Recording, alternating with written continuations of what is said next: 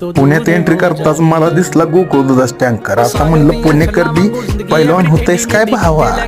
आणि अवघा सिमेंटचं जंगल झालं चाल. मोठ्याच मोठ्या बिल्डिंग हो, विषय खोल. आणि पहिल्यांदा लागला सिग्नल.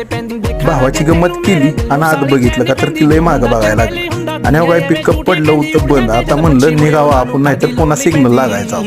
फायनली पिकअप चालू झालं ना, आम्हाला रस्ता झाला मोकळा.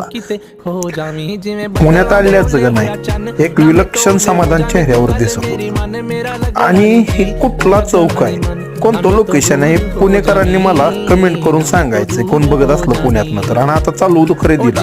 मला वाटलं घ्यायचे असतील कपडे, हे देऊन बघतोय तर अवघा आलं फटाकड्याच्या खरेदीला, कारण घरात होतं लग्न. एवढ्या सगळ्या फटाकड्या बघून मी लावला डोक्याला हात. लय व्हरायटी आहे राव इथं फटाकड्यांची.